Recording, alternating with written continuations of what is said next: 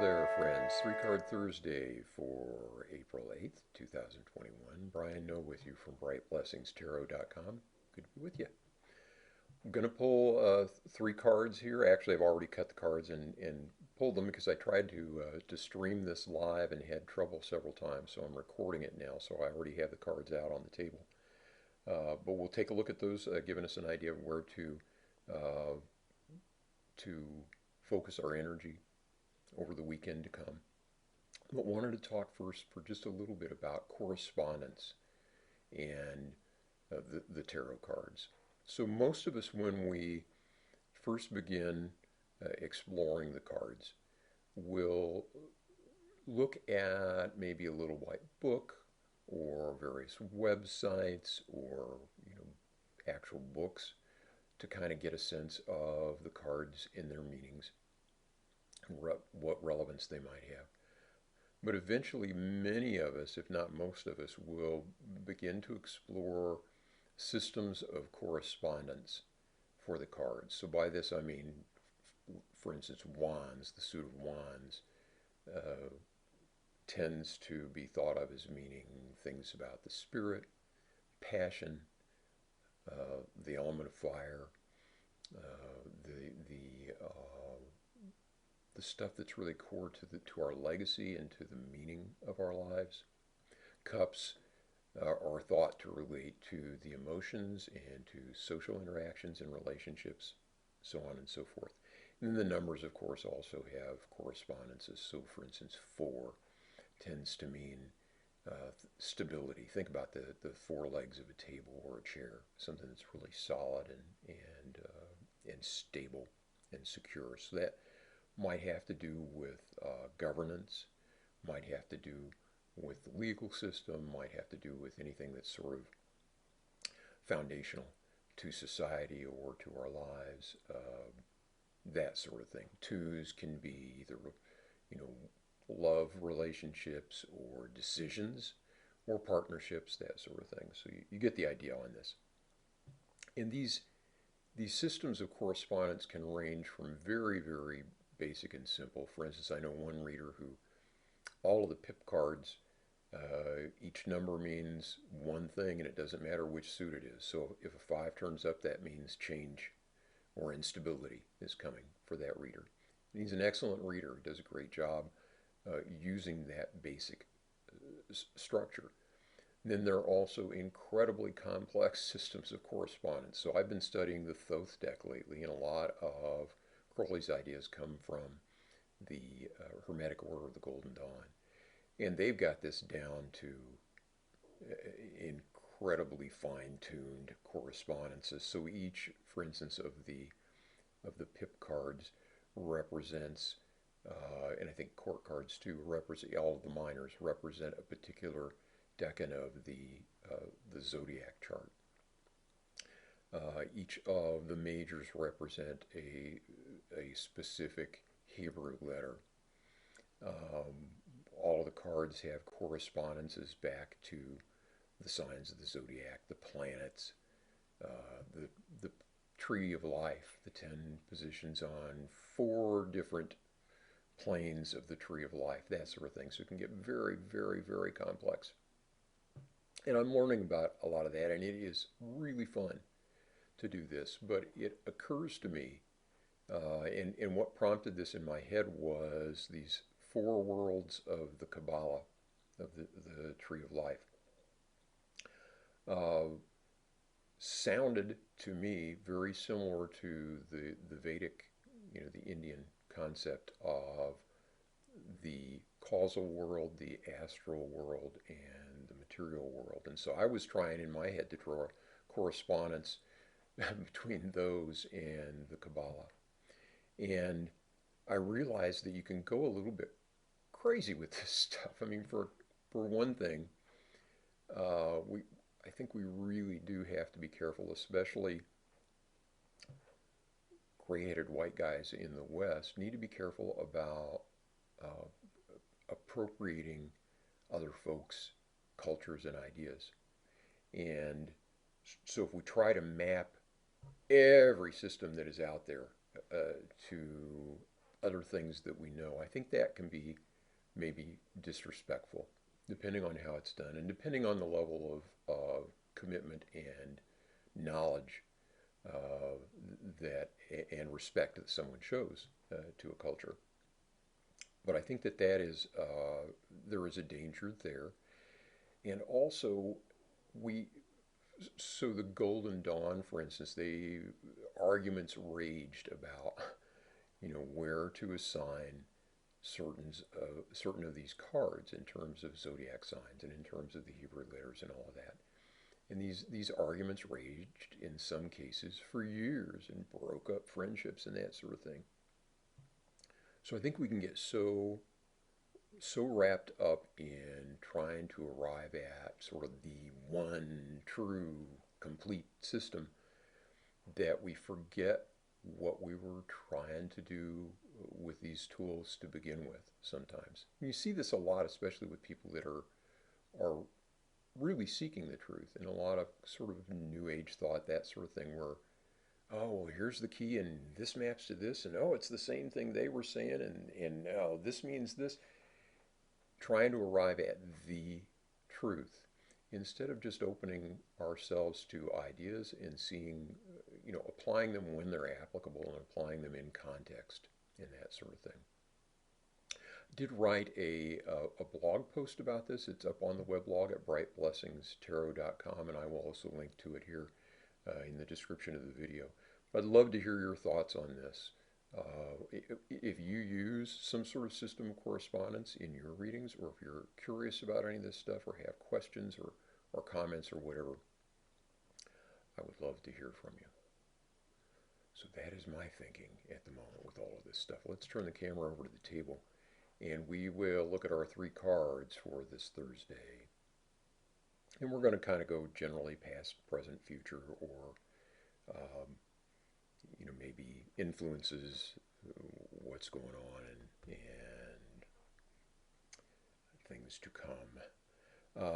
So in the first spot there, we've got the 6 of Cups, which in the Thoth deck has got the keyword pleasure on it. This is the card that in the Rider-Waite-Smith deck would show the 2 little children in this idyllic kind of country setting in front of a beautiful home, kind of out in the countryside though, with lots of flowers and cups filled with flowers, and they're sharing them with each other, and it's just a beautiful scene, and it sort of calls to mind maybe good childhood memories, that sort of thing, things that are pleasant. And indeed, so that matches up with what Crowley has here, which is pleasure. This can be the card of nostalgia. It can be the card of not just pleasure, but specifically pleasant memories, things that when you call them to mind, just make you smile and warm up. And so we're carrying that with us into the next few days. Or that could mean that over here kind of in the past that we need to not get caught up so much in nostalgia that we don't, that we forget to live in the moment and see what is right in front of us right at the moment. So that could go either way. I'd love to hear your thoughts on that, if this is resonating with you at all, or if you're a reader, how you would read that card in that position.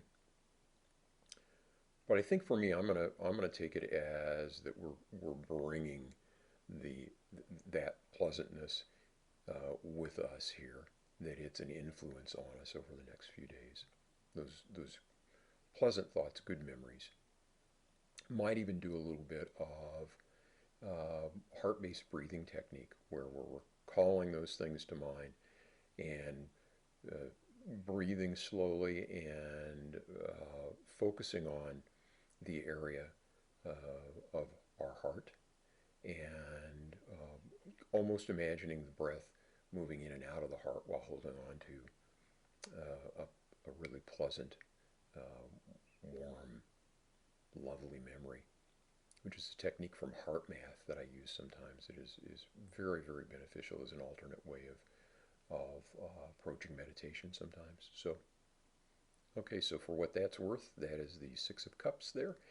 Then here, right in the middle here in the moment, we have the Seven of Wands. Pardon me. And this card has turned up a couple times recently. It is the card of, according to Crowley, valor. So we've got these 6 wands here, and then the one in the middle. And again, in the Rider-Waite-Smith system, this would be the card that shows the person kind of perched on the hill with these other wands coming up to challenge him, and he's whacking them all back, trying to keep them away, and it just feels he feels besieged, like, oh, here comes another one that I've got to beat back.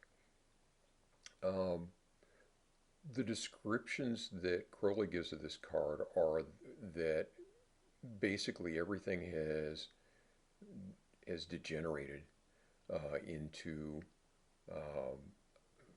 like if you were going into a battle with very detailed plans and strategy, and then all of a sudden everything just falls apart, and it gets down to the individual valor of a soldier at that point sometimes, that it's just who has the heart, who has the courage, and who will kind of stick to their guns and persevere.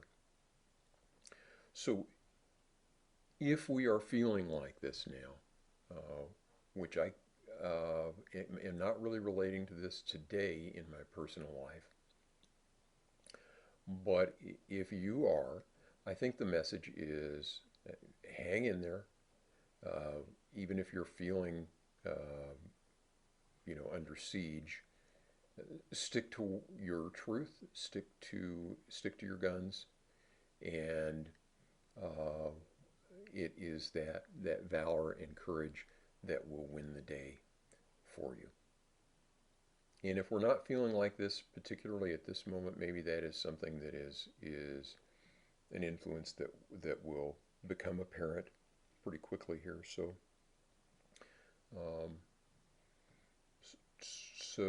this card came up shortly after the 5 of Wands recently as a daily draw, and the message I drew from the 5 is don't get drawn into stupid fights or arguments. But when this card came up, it's like, okay, what do you do when you can't avoid it? And I think that's when you got to rely on the spirit of your own truth and your own courage and valor to stick with it. Okay, so coming influences or things to come over the next few days. We've got the 3 of Discs, which in the Thoth deck, Crowley gives the keyword works. And by that, he has a very specific meaning for very simple words a lot of times. But I believe in this case he's talking about very what I would call high specific skills that you bring to bear on a situation, and then you do the work. This is the card which is 3 of Pentacles, again in the Rider-Waite-Smith deck. I always think of it as community or conspiracy or collaboration. People working together, group of people working together on a project.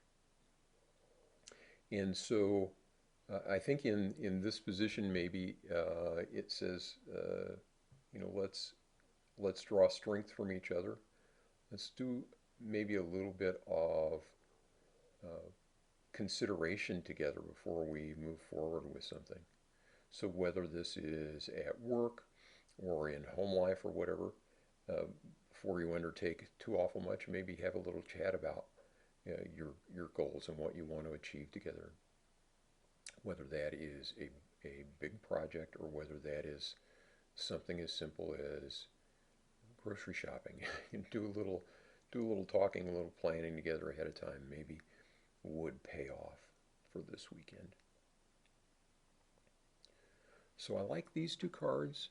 This one, uh, you know, is a little troubling, but I always like to think, okay, what if you're faced with things that on the surface maybe are not what you would want to be facing? How would you as a person want to react in that situation? And so that's how I'm choosing to look at this one. Stick to your truth, stick to your heart, regardless of what's going on around you, and things will be all right. Hang on to the pleasant thoughts and memories, and look to the strength of working together with others. That is the way I would sum this one up. Again, I would love to hear your thoughts or questions. You can either leave comments here on the video or over on the weblog at brightblessingstarot.com. I think my email address is on there somewhere as well, or you can hit me on my personal Facebook page if you'd like. I will be back Sunday morning, good Lord willing, with our Sunday morning spread. And in the meantime, I hope you are well and safe and happy, and we'll see you soon. Take care.